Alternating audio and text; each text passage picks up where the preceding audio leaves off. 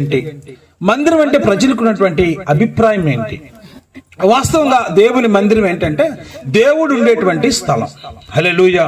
What is the God's temple అంటే the temple which is dwelling the God. దేవుడు ఎక్కడైతే నివసిస్తున్నాడో ఆ స్థలాన్ని దేవుని యొక్క మందిరం అంటాం. అయితే దేవుని మందిరం ఈ గోడలు కానిదని మీకు తెలుసు, వాక్యం మీకు తెలుసు. ఈ గోడలు కాదు, ఈ చర్చి కాదు. వాస్తవంగా దేవుని మందిరం ఏంటంటే మన హృదయమే. హల్లెలూయా. దేవుని యొక్క మందిరము దేవుని యొక్క హృదయం, మన యొక్క హృదయమే. కాకపోతే ఈ యొక్క మనం ఆరాధించుకునేటువంటి ఒక స్థలం ఇది. దేవుడు ఈ స్థలంలో ఉంటాడు. పాత నిబంధన గ్రంథంలో అయితే దేవుడు దేవుని మందిరాన్ని ఒక ప్రత్యేకంగా ఉంచాడు. ఇశ్రాయేలీయులతో దేవుడు మాట్లాడుతూ మోషేతో చెప్పు, నాకు ఒక ప్రత్యేకమైన ప్రత్యక్షపు గుడారాన్ని కట్టు. నేను ఆకాశంలో ఉంటున్నాను, మీరు వచ్చినప్పుడల్లా ఆకాశంలో మేఘంగా వస్తున్నాను, రాత్రి కాలమందు అగ్నిస్తంభంగా వస్తున్నాను, మీ కుడి పక్కన ఉంటున్నాను, మీ ఎడం పక్కన ఉంటున్నాను, మీ వెనక పరాక్రమశాలిగా, మీ ముందర దహించు అగ్నిగా నేను నడిపిస్తున్నాను మిమ్మల్ని. నాకు నచ్చట్లేదు మోషే, ఇది ఏం నచ్చలేదు ప్రభువా. నేను పైన ఉండవేంది, మీరు కింద ఉండవేంది, మీరు నా పక్కన ఉండడం ఏంటి, నా ఆ పక్కన ఈ పక్కన ఉండడం ఏంటి, మీరు ముందు పోవడం ఏంటి, నేను వెనక రావడం ఏంటి, నేను ముందు పోవడం ఏంటి, మీరు వెనక రావడం ఏంటి, నాకు నచ్చల. మరి ఏం చేద్దాం ప్రభు అంటే, నేను మీ మధ్యలో ఉండేటట్లుగా నాకు ఒక ప్రత్యక్షపు గుడారాన్ని కట్టమన్నాడు. చప్పట్లు కొడదాం గట్టిగా. హల్లెలూయా. దేవుడు మన మధ్యలో ఉండాలని కోరుకుంటున్నాడు. దేవుడు మనలో ఉండాలని కోరుకున్నాడు. దేవుడు మనతో ఉండాలని కోరుకుంటున్నాడు. God is not a separate place. The God should be dwelling in your heart. చప్పట్లు కొడదాం గట్టిగా. హల్లెలూయా.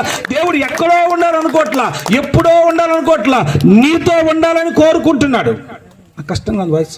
నేను నీతో ఉండాలని కోరుకుంటున్నాడు, నీలో ఉండాలని ఆయన కోరుకుంటున్నాడు.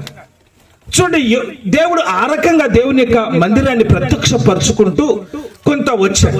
అయితే సొలొమోను వచ్చేటప్పటికి ఒక ప్రార్థన మందిరాన్ని కట్టాలని దావీదుతో దేవుడు చెప్పినప్పుడు ఆ పని సొలొమోను పూర్తి చేస్తూ వచ్చాడు. పూర్తి చేస్తూ వచ్చి కొన్ని మాట్లాడారు. ప్రభువా, ఆకాశం చూస్తే నీ చెప్పండి, ఆకాశం సింహాసనము, భూమి నీ పాదపీఠము. నువ్వు మనుషులు కట్టినటువంటి హస్తకృతమైనటువంటి మందిరాల్లో నువ్వు ఉండాలన్నా, నేను పెట్టాలన్నా మా వల్ల వద్దా? నువ్వు మనుషులు చేసినటువంటి దేవుడివి, మనుషుల చేత చేయబడినటువంటి దేవుడు నువ్వు కాదు. Hallelujah. You are not a man made God, you are the man made by the God. దేవుడి చేత మనుషులు సృష్టించబడ్డారే గాని మనుషుల చేత దేవుడు సృష్టించబడలేదు. కాబట్టి నీకు నేను మందిరం ఎలా కడతానయ్యా అని ప్రార్థన చేస్తున్నాడు. ప్రార్థనా మందిరాన్ని కట్టిన తర్వాత కొన్ని ప్రాముఖ్యమైన సంగతులు ఈరోజు మీతో చెప్పి నేను వాక్యాన్ని ముగిస్తాను. ఓ 4 విషయాలు గుర్తు చేస్తాను. దేవుని యొక్క వాక్యంలో మనం గమనిస్తే దినవృత్తాంతాల 2వ గ్రంథం 6వ అధ్యాయం 18వ వాక్యాన్ని ఎవరైనా చదవగలిగితే, let us read the book of 2nd Chronicles chapter 6 and 18th verse. Anyone can read? ఓ 4 విషయాలు దేవుని యొక్క ప్రాముఖ్యమైన సంగతుల గురించి రాయబడతా వచ్చాయి. చదువుతారు అక్కడ ఎవరైనా? అయ్యా వెరీ గుడ్. మనుషులతో కలిసి దేవుడు భూమి యందు ప్రార్థన చేస్తున్నాం. మమ్మల్ని మిక్కిలుగా ప్రేమించిన మా తండ్రి, మీ పాదములకు స్తోత్రాలు. ఈ రాత్రి కాల సమయంలో నీ బిడ్డలు దూర సమీప ప్రాంతాల్లో నుంచి నీ సన్నిధిని కోరుకొనొచ్చారు. నీ బిడ్డలతో మీరు మాట్లాడండి, సహాయం చేయండి. మీ శక్తి కలిగిన వాక్కుల ద్వారా మీరు బలపరచమని ప్రార్థిస్తున్నాం. కనిపించకుండా పనిచేస్తున్న దురాత్మ, అంధకార శక్తుల అధికారం యేసు నామములో బంధించమని ప్రార్థన చేస్తున్నాం. మీరు మాకు తోడుగా ఉండి సహాయం చేయమని యేసయ్య నామములో అడుగుచున్నాము తండ్రి. హల్లెలూయా.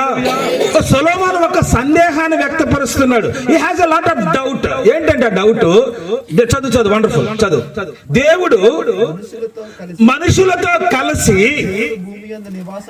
దేవుడు భూమి యందు నివాసం చేస్తాడా? నేను చాలా జాగ్రత్తగా వినాలి. మనుషులతో కలిసి మనుషులే చాలా సార్లు ఉండరు అన్నమాట. మనుషులతో కలిసి మనుషులే ఉండరు. వాస్తవంగా మనదంతా సమాజం. మనది చెప్పండి ఏంటంటే, మంది మీరు చాలా జాగ్రత్తగా విన్నారు వాక్యాన్ని. మనదంతా ఏంటంట సమాజం. సమాజం అంటే ఏంటంటే సంఘం. సంఘం అంటే ఏంటంటే మనుషులందరూ ఒక చోట కలిసి ఇల్లు కట్టుకుని దాని సంఘమో సమాజమో అంటారు, లేదంటే ఊరు అంటారు, వీలైతే పాలెం అంటారు, లేకపోతే వాడంటారు. ఇవన్నీ తెలుగు నాకు బాగా తెలుసు కాబట్టి, అంటే నాకు బాగా లిటరేచర్ కాదు కొంతవరకు తెలుసు కాబట్టి, ఈ ఎన్నిటికి యొక్క అర్థం ఏంటంటే ఊరు అని అర్థం. అది పాలెమే అంటారా, లేకపోతే ఊరే అంటారా, సంఘమే అంటారా, లేకపోతే వాడంటారా, ఏదైనా కూడా సమాజం ఇది. ఎందుకు సమాజం? మనుషులు ఒక్కొక్కడుగా బ్రతకలేడు గనక, మనిషి సంఘజీవి గనక అందరూ కలిసి ఒకే చోట ఇల్లు కట్టుకుంటారు. అయినా ఎందుకని ఇల్లు దగ్గర దగ్గర కట్టుకున్నారు? మీకు ఎప్పుడైనా డౌట్ వచ్చిందా? ఒక ఇల్లు ఏడు కట్టుకొని ఒక 10 కిలోమీటర్ల ఇంకో ఇల్లు కట్టుకొని ఒక 30 ఫోన్లు ఉన్నాయిగా, అన్నా బాగుండవా అని ఫోన్ మాట్లాడుకుంటాం కదా. మరి ఎందుకని అమ్మిడమ్మిడి కట్టుకుంటామంటే, ద మ్యాన్, మనిషి అనేవాడు సంఘజీవి, అంటే అందరితో కలిసి మాత్రం ఉండగలడు. అయితే ఇక్కడ విషయం ఏంటంటే, మనుషులు మనుషులతోనే కలవనటువంటి ఈ సమాజంలో మనుషులు దుర్మార్గమైన ఆలోచనలు కలిగి శపించబడిన ఆలోచన ద్వారా నడిపించబడుతూ మనుషులు మనుషులతో కలవని ఈ సమాజంలో సొలొమోను అంటాడు, దేవుడు మనుషులతో కూడా నివాసము చేస్తాడా? హల్లెలూయా. అసలు దేవుడు ఎవరండి? ఆయన ఆకాశం ఆయన సింహాసనం, భూమి ఆయన పాదపీఠం. ఆయన నోటి మాట ద్వారా గాలిని సృష్టించి భూమిని, ఆకాశ నక్షత్రాలను సృష్టించిన దేవుడు ఆయన. సముద్ర అగాధ జలములకు ఆయన పునాదులు వేసిన వాడు ఆయన. అలాంటి వాడు అంటున్నాడు, నేను మనుషులతో నివాసము చేయాలనుకుంటున్నానంటే, సొలొమోను అంటాడు, దేవుడు మనుషులతో, చెప్పండి ఏమన్నాడు?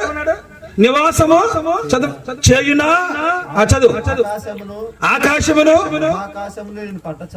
మహాకాశము నీకు పట్టచాలో కదయ్యా. చెప్పలు కదా గట్టిగా హల్లెలూయా.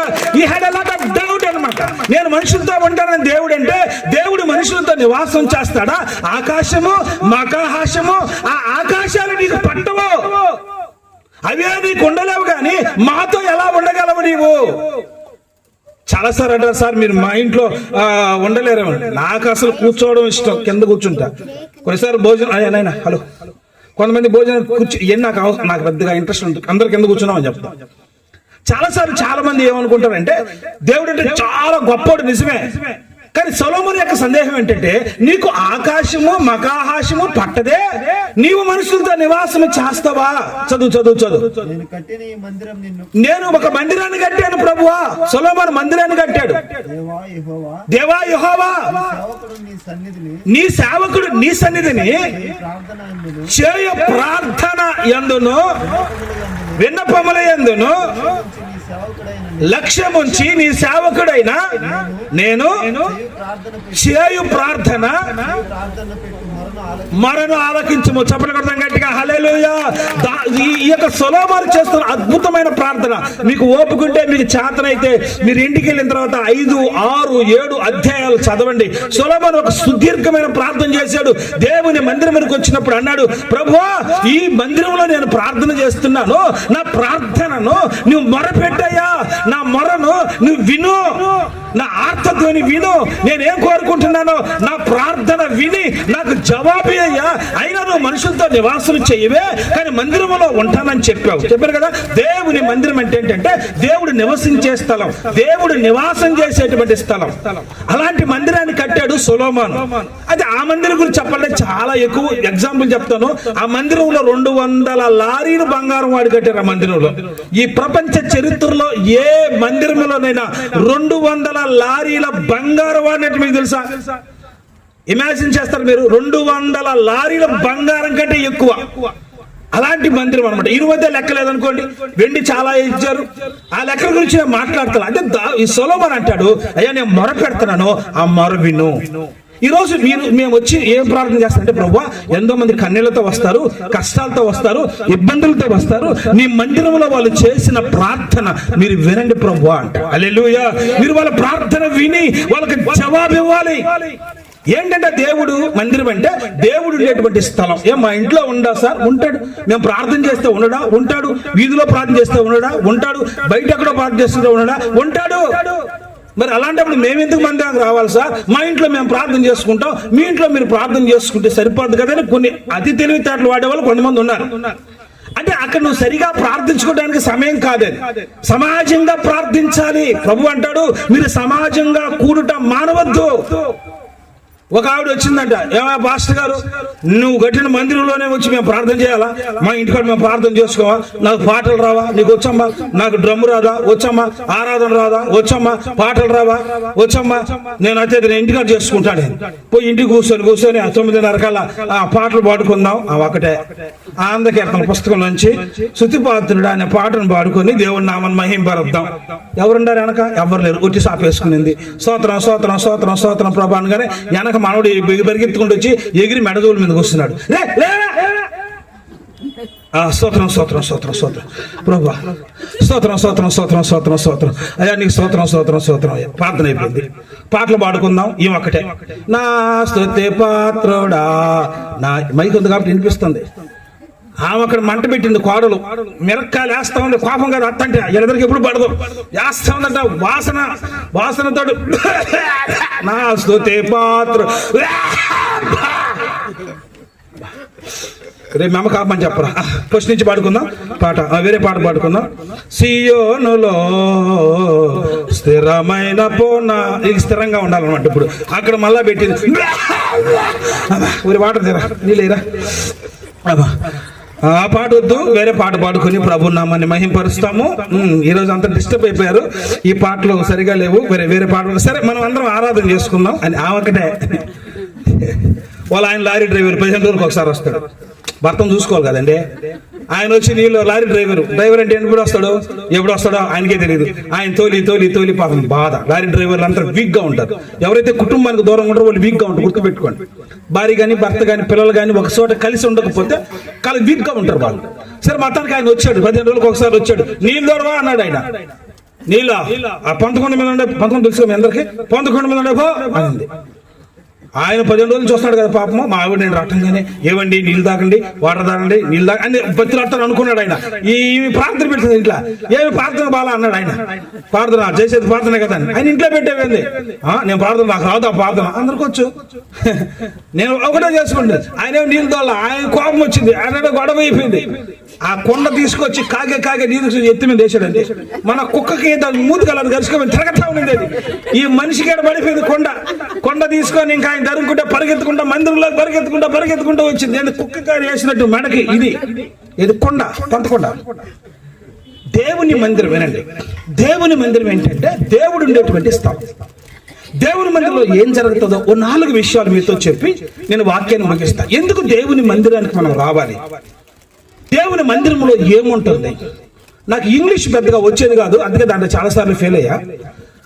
టెన్సెస్ చెప్పేటప్పుడు ఒకటి ఉంటుంది, సింపుల్ ప్రెజెంట్ టెన్స్ అని ఒకటి ఉంటుంది అనమాట. ఆ ప్రెజెంట్ టెన్స్ ఏముంటాయంటే నిత్య సత్యాలను కొన్ని వస్తాయి.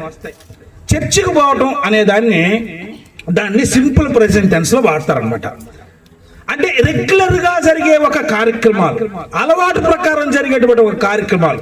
మీరు పేపర్ చదివినా, ఇంకా టీవీ చూసినా, ఇంకా కాఫీ తాగినా, రోజు చేసే కార్యక్రమాన్ని దీంట్లో వాడేటప్పుడు వాళ్ళు ఏం చెప్పారంటే చర్చికి పోయేది కూడా దీంట్లో వాడారు. నాకు అర్థం కాల. నేను అప్పటికి నేను గుళ్ళో పూజారిని. నేను I was working in the temple priest, like a priest not piest కాదు, ప్రీస్ట్. నేను పనిచేసేవాడిని. నాకు డౌట్ వచ్చింది ఇంటర్మీడియట్ లో. ఇదేంద్ర ప్రతి వారం ఎందుకు పోవాలి చర్చికి? మీకు అర్థమవుతుంది. నేను ఇంగ్లీష్ నేర్పించట్లా మీకు. అంటే ఒక రెగ్యులర్ గా జరిగే కార్యక్రమాన్ని సింపుల్ ప్రెజెంట్ టెన్స్ లో వాడతారు. అయితే ఎందుకు రెగ్యులర్ గా చేయాలి? మనం ఆదివారం చర్చికి ఎందుకు పోవాలి? నా ఇష్టం వచ్చినప్పుడు పోతాను, నా ఇష్టం వచ్చితే పోతాను, ఇష్టం లేకపోతే పోను.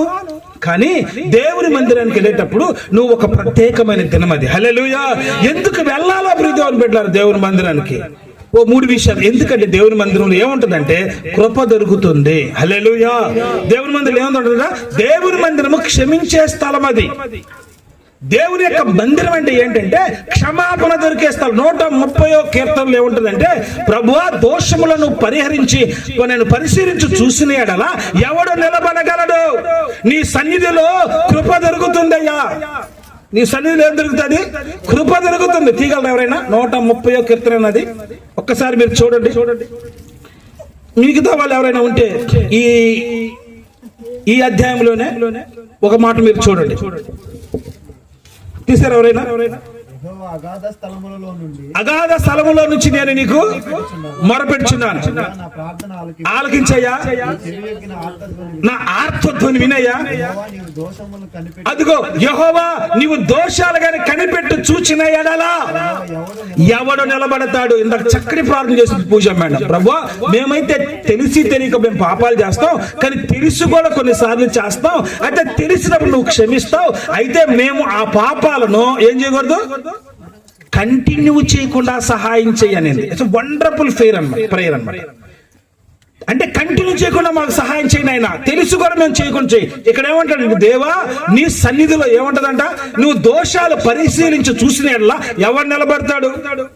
ఇప్పుడు ఆయన మనం స్కానింగ్ అని చేయాలనుకోండి, ఒక్కడ కూడా ఉండడు అనమాట. మనం ఎవ్వరం కూడా నిలబడలేము ఆయన ముందర. No one cannot be stand before him because we are are sinners. మనం అందరం కూడా పాపులమే. కాబట్టి ఆయన ముందర ఎవడు నిలబడలేడు. ఒకవేళ ఎవడు నిలబడతాడంటే అది అబద్ధమే. కాబట్టి మన వల్ల కాదు. కాబట్టి దేవుని మందిరం అందరూ చదువు ఏమన్నది అక్కడ, ఎవరు నిలబడగలయ్యా, ఎవరు నిలబడలేడు కనుక చదువు. ఆయనను జనులు నీ యందు నిలువునట్లు నీ యొద్ద ఏం దొరుకుతుంది, చప్పట్లు కొడదాం గట్టిగా. హల్లెలూయా. క్షమాపణ దొరికే స్థలము దేవుని మందిరం. ఎక్కడున్నాయి ఆ మాటలో చూడండి. ఇదే దినవృత్తాంతాల గ్రంథం 25-27 చూడండి ఒకసారి.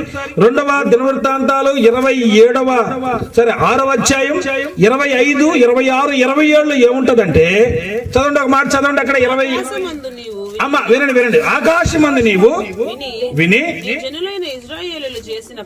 అదిగో చాలా జాగ్రత్త వినండి. నీ జనులైన ఇశ్రాయేలు చేసిన పాపములను క్షమించి వారికి వారి పితరులకును హల్లెలూయా. క్షమించే స్థలము దేవుని మందిరం. దేవుని మందిరానికి వచ్చిన మనం ఏం చేయాలి తెలుసండి, వాళ్ళ గురించి వీళ్ళ గురించి కాదండి. ముందు మనం క్షమాపణ అడగాలి. ప్రభువా నేను ఏ చేసే పాపములని నన్ను క్షమించు ప్రభువా. నేను ఈ వారం అంతా నేను తెలుసో తెలియకో ఏదో కూడా చేసి ఉంటా. నేనేం చిన్నోడే కాదు, ఏదో కూడా చేసేవంటా. వాళ్ళు చేసేది ఇది చేసేది కాదు. మీరు వినండి, దేవుని మందిరానికి వచ్చిన మనం ఆశీర్వదించబడాలంటే, దేవుని సన్నిధిలోకి వచ్చిన మనం ప్రార్థన చేయాల్సిందంటే, నా పాపాలు క్షమించయ్యా. ఆయన సన్నిధిలో క్షమాపణ దొరుకుతుందని వాక్యంలో ఉంది. క్షమిస్తాడు ఆయన. ఎంత ఘోర పాపినైనా ఆయన క్షమించే దేవుడు. ఎలాంటి వ్యక్తినైనా క్షమించే దేవుడు ఆయన. కాబట్టి దేవుని మందిరంలో దొరికే అద్భుతమైన ఆశీర్వాదం ఏంటంటే చెప్పండి, ఏంటంటే క్షమాపణ. ఇది ఎక్కడా దొరకదు. ఆయన క్షమించేది. అందుకే దేవుని మందిరానికి రావాలి. దేవుని మందిరానికి ఎందుకు రావాలంటే అందుకే రావాలి. ఇక్కడ కానీ మనం క్షమాపణ కానీ పొందుకోగలిగితే పరలోక రాజ్యంలో మనకు స్థానం ఉంటుంది. హల్లెలూయా, హల్లెలూయా. పాపులకు చోటు లేదు పరలోకమునందు, అందుకే ఉంది కదా, మార్పు చెందు మరణానికి ముందు. పాపులకు చోటు లేదు పరలోకము, చెప్పండి. అందుకే మార్పు చెందు మరణానికి ముందు. చిన్న పెద్ద తేడా లేదు మరణానికి, చిన్న పెద్ద తేడా లేదు మరణానికి. కులమతాలు అడ్డు కావు శ్మశానానికి, ఈ శ్మశానానికి. నీ జీవితం విలువైనది, నరులారా రండని సెలవైనది, సెలవైనది. సిద్ధపడినావా చివరి యాత్రకు, సిద్ధపడినావా చివరి యాత్రకు. యుగ యుగాలు దేవునితో ఉండుటకు, నీ ఉండుటకు. యుగ యుగాలు దేవునితో ఉండుటకు, నీ ఉండుటకు. నీ జీవితం విలువైనది, నరులారా వెండని సెలవైనది. దేవుని యొక్క మందిరం ఏంటంటే క్షమాపణ దొరికే స్థలం. ఎక్కడికైనా ఏ మార్కెట్కి వెళ్ళండి, నీకు క్షమాపణ దొరకదు. నా దేవుని దగ్గరకు వచ్చి ప్రభువా నేను ఘోరమైన పాపినయ్యా, నన్ను క్షమిస్తావా అంటే దేవుడు అంటాడు క్షమిస్తానంటాడు. ప్రభువా ఇది కూడా క్షమిస్తావా? అన్నిట్లు కొరకు ఆయన రక్తం కార్చాడు. హల్లెలూయా. అన్ని పాపాల కొరకు ఆయన రక్తం కార్చాడు. ఆయన రక్తము పరిశుద్ధమైంది. ఏ పాపమునైనది కడిగి పారవేస్తుంది అంతే. హల్లెలూయా. అయితే నువ్వు ఒప్పుకోవాలి ఆయన దగ్గర. దేవుని మందిరానికి ఎందుకు రావాలంటే పాపాలు క్షమించే స్థలం అది. రెండవది చూడండి. దేవుని మందిరం ఏంటంటే అది హాస్పిటల్. అది 26, 27 చదవండి ఒకసారి. 26, 29, 28, 29 చూడండి. ఎక్కడికి బాగుంది? 6వ అధ్యాయం 28, 29 త్వరగా చదివితే సమయం అవుతుంది. కరువు గాని, దేశమందు కరువు గాని, తెగులు గాని కనబడినప్పుడైనా, దెబ్బ గాని, చిత్తపట్టు గాని, తగిలింపుడప్పుడైనా, మిడతలు గాని, అబ్బో దిగినప్పుడైనను వారి శత్రువులు దేశ పట్టణములలో ముట్టడి వేసినప్పుడైనను ఏ బాధ గాని, రోగం గాని ఎవడైనాను ఇశ్రాయేలుకు జనులందరూ నొప్పి గాని కష్టము గాని అనుభవించుచు అబ్బో మందిరము తట్టు చేతులు చాపి, అబ్బా చప్పట్లు కొట్టడం గట్టిగా హల్లెలూయా. ఏమండి దేవుడు ఇన్ని జరిగితేనంట దేవుని మందిరం వైపు ఏం చేయాలంట? చెప్పండి ఏం చేయాలంట? చేతులు చాచి ప్రార్థన చేయాలి. నీ కరువే వచ్చిందా? కష్టాలే వచ్చాయా? ఇబ్బందులే వచ్చాయా? రోగమే వచ్చిందా? బాధే వచ్చిందా? తెగుళ్ళు వచ్చాయా? ఎన్ని తెగుళ్ళండి వచ్చింది? తెగుళ్ళు కోళ్ళకు కాదు, మనుషులు కూడా వస్తాయి. అదేనండి కరోనా, రకరకాల తెగుళ్ళు, మందు లేని రోగాలు ఎన్ని వచ్చాయండి. వచ్చినప్పుడు మీరు ఏం చేయాలంటే ఆయన వైపు తిరిగి చేతులెచ్చి ప్రార్థన చేసే తలిస్తే మిమ్మల్ని దేవుడు ఏం చేస్తాడు తెలుసా? స్వస్థపరుస్తానని చెప్పాడు. హల్లెలూయా. దేవుని మందిరం హాస్పిటల్ అండి. దేవుని మందిరము ఒక హాస్పిటల్. రోగులు తగ్గించేటువంటి ఒక స్థలం, రోగాన్ని తగ్గించే స్థలం అది. ఓ వ్యక్తికి రోగం ఎలా తగ్గుతా చెప్పండి? డాక్టర్ కాడికి పోతాం, ఇంజక్షన్ వేయించుకుంటాం, తగ్గిపోద్దండి. అమ్మాయి ఇంజక్షన్ వేసుకున్నా తగ్గిపోద్దని ఆ విశ్వాసమును చూసారండి, అది నిన్ను మందు తగ్గిస్తాడండి. హల్లెలూయా. అలా నేను హాస్పిటల్కి వెళ్ళొద్దాం కదా, మనం హాస్పిటల్కి వెళ్ళాల్సిందే, మెడిసిన్ మనం తీసుకోవాల్సిందే, డాక్టర్లను సంప్రదించాల్సిందే, హాస్పిటల్కి మనం వెళ్ళాలి. వైద్యం ఇచ్చింది దేవుడే. హల్లెలూయా. అన్నిటికంటే ముందు దేవుని మందిరానికి వచ్చి నువ్వు ప్రార్థన చేస్తే ఏ రోగమైనా, కొన్ని రోగాలు ఉంటాయి, మానసికమైన రోగాలు కొన్ని ఉంటాయి. హృదయంలో దెబ్బ తగిలినప్పుడు ఏ మందు వేసి తగ్గుతుందండి? హృదయానికి గాయం అయితే పాట ఉంది, ఈరోజు పాడదాం అనుకున్నా. హృదయానికి గాయం అయితే ఏ మందు వేస్తే తగ్గుతుందండి? నా దేవుని సన్నిధికి వచ్చి నువ్వు ప్రార్థన చేస్తూ వస్తే దేవుడు నిన్ను స్వస్థపరుస్తాడు. హల్లెలూయా. నీ రోగము తీసివేస్తాడు ఆయన. నేను ప్రభువు నమ్ముకున్న కొత్తలో భయంకరమైన గ్యాస్ ట్రబుల్ తో బాధపడేవాడిని. At the age of 19 years I have suffering from gastric trouble. రోజు నేను సద్దనం తినేవాడిని. మేము చాలా మంది తెలియదు సద్దనం అంటే. సద్దనం తెలుసా? ఏం సద్దనం అంటే? రాత్రి అన్నం మిగిలిపోద్ది. ఏనండి, రాత్రి అన్నం మిగిలిపోద్ది. మిగిలితే రాత్రి గింజ ఉంటాయి కదా, దాంట్లో పోస్తారు. అంటే కొంతమంది తెలుసుకోవాలి, యూట్యూబ్ లో కొంతమంది తెలియదులే, అందుకని ఉదయాన్ని ఉంటే దాన్ని సద్దన్నం అంటారు. అది రోజు సాయంకాలం నేను సద్దన్నం తినేవాడిని. అంటే సద్దన్నం కాదు, గంజి పోసుకుని తినేవాడిని. ఎందుకంటే ఈ మంట, కడుపులో మంట. రోజు దేవుని మందిరికి 7 గంటలకల్లా ఏడ్చుకుంటా కూర్చొని, ప్రభువా నా కడుపులో మంటగా ఉంది ఆయన, చికెన్ తినలేకపోతున్నాను ఆయన, చేపలు అసలు తినలేకపోతున్నాను, ఎండి చేపలు తింటే భయంకరంగా పచ్చి మిరకాయ తింటే కడుపులో గడగడపోతుంది ఆయన అని ఏడ్చుకుని. ఈ వయసులో అంటే ఏజ్ ఆఫ్ 19-20 years అప్పుడు ఎట్లుంటారండి పిల్లలు? ఏది పెడితే అది అందరూ రాళ్ళు తినాలి. రాళ్ళు కాదురా, మిరకాయ తినలేకపోతే చచ్చిపోతున్నారు. నువ్వు రాళ్ళు అంటావు. చికెన్ చూస్తే భయం వేస్తుందిరా.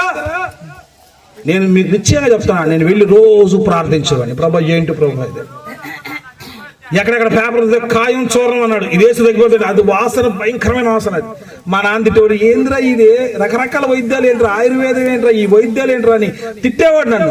కానీ నా కడుపులో నొప్పి వాళ్ళకి ఎవరికి తెలియదు. హల్లెలూయా. నా కడుపులో గ్యాస్ ట్రబుల్ ఉండే వాళ్ళకి బాధ ఎవరికి తెలియదు, పక్కన తెలియదు. ఇప్పుడు చేయి వాసిపోయింది అనుకో, చేతికి దెబ్బ తగిలింది అనుకోండి, అర్థమవుతుంది. లోపల మంట ఎవరికి తెలుస్తుంది? రోజు వెళ్ళి ప్రార్థన చేసేవాడేనండి. ప్రతి రోజు వెళ్ళి కన్నీరు గార్చేవాడిని. 7 గంటల 7:30 దాకా ప్రార్థన చేస్తా వచ్చేవాడిని. నా దేవుడు ఏం చేశాడో తెలియదు కానీ నాకు దేవుడు గ్యాస్ ట్రబుల్ తీసేసాడు. చెప్పడం కొడతాం గట్టిగా. ఎందుకంటే ఎందుకు చెప్తానంటే దేవుని యొక్క మందిరం ఏంటంటే ఒక హాస్పిటల్. హల్లెలూయా. ఏ కుదరని రోగమే అయినా, ఏ కుదరని జబ్బు అయినా దేవుని సన్నిధికి వచ్చి నువ్వు ప్రార్థించు. దేవుని సన్నిధిలో ప్రార్థన చేయి. హాస్పిటల్కి వెళ్ళు, మందులు వాడు. దేవుని మందిరంలోకి వచ్చి ప్రార్థించు. నా దేవుడు నీ రోగాన్ని తొలగించును గాక. ఆమేన్.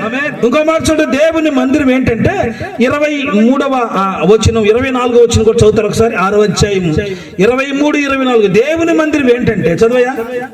ఆకాశమందు నీ దాసులకు న్యాయము తీర్చి హాని చేసిన వాని తల మీదకి శిక్ష రప్పించి అబ్బో నీతి చొప్పున నీతి పరుల యొక్క నీతి చొప్పున ఇచ్చి వారి నీతిని నిర్ధారణ చేయుము. అబ్బా, కోర్టు అండి దేవుని మందిరం. చెప్పలు కడతాం గట్టిగా హల్లెలూయా. ఇండియన్ పీనల్ కోడ్ ఎలా వచ్చిందో తెలుసా మీకు? ఇండియన్ పీనల్ కోడ్ ఎలా వచ్చిందో తెలుసా? ఇండియన్ పీనల్ కోడ్ కి కాన్స్టిట్యూషన్ కారణం ఇదిగో, ఇది దేవుని యొక్క బైబిల్. చెప్పలు కడతాం గట్టిగా హల్లెలూయా. ఈ కాన్స్టిట్యూషన్ కారణం ఇదే, ఇండియన్ పీనల్ కోడ్ కారణం ఇదే, దేవుని యొక్క బైబిల్ వాక్యమే. దేవుని మందిరంలో ఏమంటారంటే నిజ నిర్ధారణ జరగద్ది. నేలసార్లు కోర్టుల్లో అన్యాయం జరుగుతుంది కొంతమందికి, అందరికి కాదు. వాళ్ళకి కోర్టులో వాళ్ళకి తెలియదు, కొన్నిసార్లు అన్యాయంగా శిక్ష వేస్తారు. ఓ తమ్ముడు నాకు తెలుసు, యూట్యూబ్ లో చూస్తాను. పాపం ఆ తమ్ముడు ఆ అమ్మాయిని ఏం చేయలేదు అనమాట, కానీ శిక్ష పడిన 9 సంవత్సరాలు బాగా నడిచి వెళ్ళేవాడు, బేల్దార్ పని చేసుకుని దేవుణ్ణి నమ్ముకున్న వ్యక్తి, అబ్బాయి, విజయవాడకు సంబంధించిన వ్యక్తి. ఆఫ్టర్ 9 years తర్వాత అతన్ని రిలీజ్ చేశారు. ఇతనికి ఏ తప్పు చేయలేదు, ఇతను నిర్దోషాన్ని రిలీజ్ చేశారు. హల్లెలూయా. కానీ విషయం చెప్పమంటారా, అతని కాళ్ళు చేతులు పనిచేయవు, కాళ్ళు చేతులు పనిచేయవు. కాళ్ళు ఇట్టపోయినాయి, చేతులు అంటే కొట్టి అతను ఎట్ట నడుస్తున్నాడు అతనికి తెలియదు. అతనికి న్యాయం జరగలేదండి. మీరు చూస్తూ యూట్యూబ్ లో కొట్టుకొని చూడొచ్చు. మీరు ఎలా రిలీజ్ చేయబడి అని చెప్పి యాంకర్ అడుగుతా ఉంటే నేను ప్రభుని నమ్ముకున్నానండి అన్నాడండి. చెప్పలు కొడదాం గట్టిగా హల్లెలూయా. నా దేవుడు నా పక్షాన ఉన్నాడు, నేను ప్రార్థన చేస్తూ వచ్చా, నా న్యాయం నా నీతి ఒకరోజు నిర్ధారణ అయింది. నీ న్యాయం నీ నీతి ఒకరోజు నిర్ధారణ అవుతుంది. నిన్నెవరు నమ్మకపోవచ్చు, నీ భార్య నీ నమ్మకపోవచ్చు, నీ భర్త నీ నమ్మకపోవచ్చు, నీ పక్కింటోళ్ళు ఎదురింటోళ్ళు నీ నమ్మకపోవచ్చు, నీ మీద నిందలు వేయచ్చు. ఒకటి గుర్తుపెట్టుకోండి, దేవుని యొక్క సన్నిధి ఏంటో తెలుసా అండి? కోర్టు అండి అది. హల్లెలూయా. న్యాయ విచారణ జరగద్ది, ఇక్కడ న్యాయం జరగద్ది. దేవుని మందిరం ఏంటంటే ఒక కోర్టు. నీ మీద ఏ సమస్య వచ్చినా దేవుని సన్నిధికి వచ్చి ప్రార్థిస్తూ, ప్రభువా ఏంటి ప్రభువా ఇది, ఏంటి ప్రభా ఇది, ఈ పరిస్థితి ఏంటి ప్రభా, నాకు అనేక మంది నిందలేస్తున్నారు, ఇబ్బందులు పడుతున్నారు, చూస్తున్నాను ప్రభా, నాకు సహాయం చేయి. నా ప్రియ దేవుని బిడ్డలారా, మీకు ఏది వచ్చినా సరే దేవుని మందిరంలోకి వచ్చి కన్నీరు గార్చి ప్రార్థిస్తే నా దేవుడు నిజ నిర్ధారణ చేసి నిన్ను ఆయన బలపరచును గాక, నిన్ను ఆశీర్వదించును గాక, నిన్ను దీవించును గాక. ఇంకొక మాట చెప్పి నేను ముగిస్తాను. దేవుని యొక్క మందిరం ఏంటంటే కౌన్సిలింగ్ సెంటర్. ఇది చెప్పండి ఏంటంట? కౌన్సిలింగ్ సెంటర్ అంటే సలహాలు ఇచ్చేటువంటి స్థలం. చదవండి ఆ మాట, చదవండి. 6వ అధ్యాయం 31, 32 చూడండి. 31, 32 చూడండి ఫాస్ట్ గా. నీ మార్గములలో నడుచుకున్నట్లుగా వారి వారి యొక్క హృదయాలను ఎరిగి ఉన్నావు, నీవు వారి యొక్క సకలమైన ప్రవర్తనలకు హల్లెలూయా. దేవుని యొక్క మందిరములో ప్రవర్తన నడిపించే స్థలం ఇది. కొన్ని కౌన్సిలింగ్ సెంటర్లు ఉంటాయి, మీరు వినాలి జాగ్రత్తగా, దిక్కులు చూడొద్దు. కౌన్సిలింగ్ సెంటర్లు ఉంటాయి, సలహాలు ఇచ్చాడు. అయ్యా మా ఆయన బాగా తాగుతున్నాడు, మాట్లాడలేదు, తీసుకోరా నేను సలహాలు ఇస్తా. ఓకే, ఈ మందు తాగో నువ్వు. మా గవర్నమెంట్ కూడా ఏం చేస్తుంది, తాగుడు తాగకూడదని ఉన్న రేట్లన్నీ పెంచింది. మందు 100 రూపాయలు అనుకోండి, వీడు కటకటలో చేయబెట్టి పటపట ఇంచి గుట్టగుట్ట తాగేసి వీక్ అయిపోతున్నాడు అనమాట. లీక్ అయిపోతున్నాడు. పిల్లలేమో వాళ్ళకి అన్నం లేక అల్లాడుతుంటే వీడు మాత్రం మందు లేదే దిగడు అనమాట. అందుకని గవర్నమెంట్ ఏం చేసిందంటే రేట్లు పెంచి ఇప్పుడు ఎట్ట తాగుతారు రా చూద్దామని అప్పుడు పాపం 200 తాగి 300 ఇంట్లో వచ్చేవాడు. ఇప్పుడు 100 ఇంట్లో ఇచ్చి 400 తాగుతున్నాడు. అంటే గవర్నమెంట్ కూడా ఏం చేయలేదు. ప్రజల్ని మార్చాలంటే పాపం చేస్తుంది. పాపం గవర్నమెంట్, ఏ గవర్నమెంట్ నేను తప్పు పట్టట్లేదు, కానీ ప్రజలకు చెయ్యాలనే, మేలు చేయాలనే. కానీ ఎవరింటారండి? కానీ నా దేవుడు ఏం చేస్తాడు తెలుసండి, ఇది సలహాలు ఇచ్చేటువంటి స్థలం. హల్లెలూయా. కౌన్సిలింగ్ చేసి ఒక మంచిగా ఒక వ్యక్తిని పరివర్తన తీసుకొచ్చే స్థలం ఇది. Reformation centre. ద మందిరం అంటే ఏంటంటే the church is not only worshipping, it is a reformation centre. ఒక వ్యక్తిని మార్పులోకి తీసుకొస్తుంది, ఒక వ్యక్తిని మారు మనసులోకి, ప్రవర్తన మారిపోద్ది. మీకు ఒక విషయం నేను చెప్తాను, జాగ్రత్తగా వినండి. అమెరికాలో ఒక జైలు ఉండేది అనమాట. ఆ జైల్లో ఒక జైలు అధికారి ఉండేవాడు. ఆ జైలు అధికారి యొక్క భార్య పేరు క్యాథరిన్ అనమాట. ఆయన పేరు ఏదో ఉంది, మొత్తం జేమ్స్ అనుకుంటా. ఆ జైల్లో ఉన్న వాళ్ళు ఎలా అంటే భయంకరమైన ఖైదీలు, వాళ్ళు భయంకరమైన ఖైదీలు, బందిపోటు భయంకరమైన ఖైదీలు. తెలుసు కదా, అమెరికాలో జైల్లోకి వెళ్ళాలంటే ఖచ్చితంగా వాడు మాక్సిమం ఖైదీ అయి ఉంటాడు. కొన్నిసార్లు వాడు కూడా తప్పులు చేస్తారు, దాని గురించి కూడా ఇంకో రోజు చెప్తాం. ఒక వ్యక్తికి అన్యాయంగా శిక్ష చేస్తారు 52 సంవత్సరాలు. చెప్పండి ఎన్ని సంవత్సరాలు? ఒక జీవితం అయిపోయింది కదా 52 సంవత్సరాలు. వాడు 17 సంవత్సరాలు అప్పుడు శిక్ష చేశారు, 52 సంవత్సరాలు శిక్ష చేశారు. ఒక ఆమె శిక్షకు పోరాడింది, మాయా మోర్ అంటారు ఆమెని. ఒలింపిక్ లో ఆమె గోల్డ్ మెడలిస్ట్ అనమాట. ఒలింపిక్ ఆడుతుంది ఆమె గోల్డ్ మెడలిస్ట్. మాయా మోర్ ఆమె పేరు. ఆమె గెలిచింది, అది వేరే విషయం. చాలా సార్లు అమెరికాలో శిక్షలు అంటే నిజంగానే జరుగుతాయి, నిజంగానే శిక్ష చేస్తారు. ఒకసారి అమెరికా అధ్యక్షుడు అయినటువంటి ఈయన, ఎవరు అమెరికా అధ్యక్షుడు అంటే ఒక ఆయన గుర్తు రావాలి మీకు. ప్రజల కొరకు, ప్రజల చేత, ప్రజల ఏనండి ముందుకు రా. హల్లెలూయా. ఎవరు అమెరికా అధ్యక్షుడు? అబ్రహాం లింకన్ గారు. ఒకరోజు అమెరికా అధ్యక్షుడు ఆ జైల్లోకి వెళ్ళి అడుగుతున్నారంట, కొంతమంది శిక్షలోంచి విడుదల చేద్దాం, రిలీజ్ చేద్దాం అని అడుగుతున్నాడు. జైలు, మీరు రండి, మీ శిక్ష ఏంటి, మీరు ఏం చేశారు? బాబు చెప్పమ్మా, ఏం తప్పు చేశాడు? సార్ నేనేం తప్పు చేయలేదు సార్ నేను ఎంత మంచోని తెలుసు సార్. ఇప్పుడు మిమ్మల్ని అడిగాను అనుకోండి, సార్ నేను చాలా మంచోని సార్. ఏనండి ఇక్కడ చాలా మంచోని సార్ నేను. మరి నీకు ఎందుకు శిక్ష పడిందయ్యా? సార్ నేను బస్ ఎక్కాను సార్, ఆర్టీసీ, నేను టికెట్ అడిగాను సార్ కండక్టర్. మీరు ఏనండి పాప, హలో ఏనండి, టికెట్ అడిగాడు సార్ కండక్టర్. నేను టికెట్ ఇచ్చాను సార్, నన్ను పోలీసు వచ్చి పట్టుకున్నారు సార్. అరే టికెట్ ఇస్తే పోలీసు వచ్చి పట్టుకోవడం ఏంట్రా? సార్ నేను నా జేబు అనుకుని పక్కన జేబులో చేయి డబ్బులు ఇచ్చాను సార్. ఆహా, ఎంత మంచివాడు నువ్వు. పక్కన జేబు ఏదో నీ జేబు ఏదో తెలియదా నాయన నీకు, బంగారు తండ్రి. అట్టయితే ఓకే, నువ్వేం తప్పు చేయలేదులే, నువ్వు ఉండు మళ్ళా. నువ్వు నువ్వేం చేసావు? సార్ నేను అప్పుడప్పుడు తాగడం తప్ప నేను అసలు ఎవరి ఇంటి దగ్గర దొంగతనం గాని పక్కింటికి పోవడం కానీ నేను చేయను సార్. మా ఇంటికి తప్ప ఎవరింటికి వెళ్ళను సార్. ఆ రోజు ఎందుకో సార్ కొంచెం మందు ఎక్కువ అయిపోయింది సార్, తాగాను. వస్తా ఉండేటప్పుడు డోర్లు కొట్టాను సార్. ఎవరు తీలేదు సార్ డోరు, పెద్ద గేట్లు సార్. మా ఇంటికి కూడా పెద్ద గేట్లు ఉంటాయి సార్. డోర్ కొడితే ఎవరు తెలియదు సార్. తాళం పెట్టి తీసాను సార్, రాలేదు సార్. ఎందులో తాళం పెట్టి తీస్తే రాలేదని, నాకు 2-3 తాళాలు ఉంటాయి సార్. వేరే తాళం పెట్టి తీసాను సార్, డోర్ వచ్చింది సార్. సరే పోయి మా ఆవిడ పిలిస్తే మా ఆవిడ రాలేదు సార్. ఆడ బొయ్యలకే పెద్ద డోర్ ఇంకోటి వేసాను సార్. సరే ఏంది బీరువా తాళాలు తీసాను సార్, రాలేదు సార్. నాకు అక్కడ ఆకురాయి ఉంటుంది సార్. ఆకురాయి ఎంత పెట్టుకుంటావు, దాన్ని నూరేను సార్. తాళాలు తీస్తే బీరువాలో కట్టలు డబ్బులు ఉన్నాయి సార్. మా ఆవిడ బీరువాలో కట్టలు పెట్టిందని చెప్పి మొత్తం తీసుకొని బ్యాగులు వేసుకొని పట్టుకున్నాను సార్. కొయ్యం అని అరిసింది సార్. అది బ్యాంక్ అంట సార్, నాకు తెలియదు సార్. బ్యాంక్ లో డబ్బులు కొట్టేసి నాది మొత్తం నువ్వు చెప్పు ఏం తప్పు చేసావు చెప్పు. సార్ నేను భయంకరమైన పాపిని సార్, నేను మంచోడు కాదు సార్, నేను పచ్చి తాగుబోను సార్, నేను దుర్మార్గుడిని సార్. నేను మా ఆవిడ డబ్బులు లేవు అంటుంటే 10 రూపాయలు అడిగాను సార్ మా ఆవిడని తాగడానికి, ఇవ్వలేదు సార్. అందుకని మా ఆవిడని కొట్టబోతుంటే ఈ బిడ్డ కోసం 10 రూపాయలు ఉంచానయ్యాన్ని. మా కొడుకు వాడు సార్, చిన్నపిల్లలు పాలు తాగుతారు సార్, వాడి వల్లే కదా నువ్వు వాడిని తీసి ఇసురు కొట్టాను సార్. వాడు గోడ తలకా తగిలి వాడు రక్తం కారి వాడు చచ్చిపోయాడు సార్. నా బిడ్డను చంపిన కర్కశుని సార్, నన్ను చంపేయండి సార్ అన్నాడు. హల్లెలూయా. నన్ను చంపేయండి, వదిలేసేయండి సార్ అంటే అబ్రహాం లింకన్ ఏం చేశాడు తెలుసా? వీళ్ళందరిలో ఇతను రిలీజ్ చేయండి అన్నాడు. హల్లెలూయా. పరివర్తన వచ్చింది ఇతనిలో. వాస్తవంగా జైలుకి ఎందుకు వస్తారంటే పరివర్తన రావడానికి. నేను చెప్పిన క్యాథరింగ్ అనే ఓ సహోదరి ఉండేది. వాళ్ళు భయంకరమైనటువంటి ఈ ఖైదీలు అనమాట. వాళ్ళు ఆయన చెప్పేవాడు, అమ్మ నువ్వు ఇక్కడికి ఎప్పుడు వెళ్ళొద్దు, వాళ్ళు భయంకరమైన ఖైదీలు, నువ్వు వెళ్ళొద్దని. కానీ మొత్తానికి ఒక ముసలాయన నడవలేక నడుస్తా ఉంటే ఆయనకెందుకో జాలి కలిగింది, ఆయనకి హెల్ప్ చేస్తా వచ్చింది. అలాగే అందరికీ హెల్ప్ చేస్తా వచ్చింది. ఆ ఖైదీలందరూ క్యాథరిన్ మేడం అంటే ఇష్టపడిపోయారు అనమాట. సరే మొత్తానికి అయిపోయిన తర్వాత ఆమె వాళ్ళందరికి అప్పుడప్పుడు చూస్తే అందరూ కూడా ఆమె అంటే ఇష్టపడేవారు. ఒకరోజు ఆమె అడిగారు ఏమీ రాలేదంటే ఆమె చచ్చిపోయింది, వాళ్ళ ఆయన చచ్చిపోయారు. ఖైదీలు అందరూ అడిగారు, సార్ ఒక్కరోజు మేము ఆయన దగ్గరికి వెళ్ళొస్తాం సార్ ఆ మరణ వార్త విని మేము తట్టుకోలేకపోతున్నాం, ఆ భూస్థాపిత కార్యక్రమానికి వెళ్తామంటే వాళ్ళు చెప్పారు సరే వెళ్ళండి అన్నారు. మామూలుగా ఖైదీలను ఎక్కడ రిలీజ్ చేయరు, గోడ ఎట్ట కాదు కదా, ఎందుకంటే చాలా పెద్ద గోడ ఉంటుంది, ఎక్క లేకుండా ఉంటుంది అనమాట, మెట్లే ఉండదు దానికి. కానీ వీళ్ళు పంపించారు. వాళ్ళందరూ పోయి ఆ కార్యక్రమం చూసుకొని, చిన్నపిల్లలు మీరు స్కూల్లోకి బస్సు ఎక్కేటప్పుడు ఎట్లా వస్తారు చెప్పండి? అమ్మా అడ్డదారులకు వస్తారా? లైన్ గా వస్తారు కదా, అలాగ లైన్ గా వచ్చి ఎవరి సెల్లో వాళ్ళు కూర్చున్నారు, చప్పట్లు కొట్టడం గట్టిగా హల్లెలూయా. అప్పుడు వాళ్ళు ఏమన్నారంటే ఇది జైలు కాదురా బాబు, ఇది కౌన్సిలింగ్ సెంటర్ అని మార్చారండి జైలుకి పేరు. దేవుని మందిరం ఏంటి చెప్పంటారండి? పరివర్తన తీసుకొచ్చే స్థలం. Hallelujah. It is a reformation centre.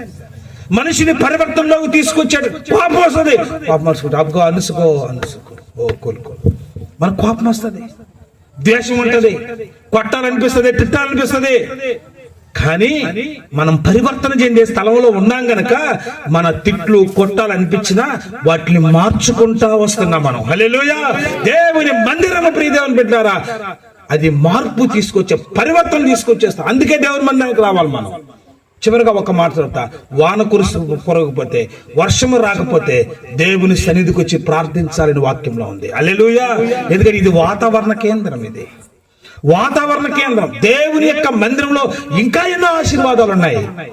మనం అందుకు దేవుని మందిరానికి రావాలి ప్రియ దేవుని బిడ్డ. నువ్వు వచ్చి ప్రార్థిస్తున్న నీ ప్రార్థన నా ప్రభు ఆలకించి సహాయం చెయ్యి.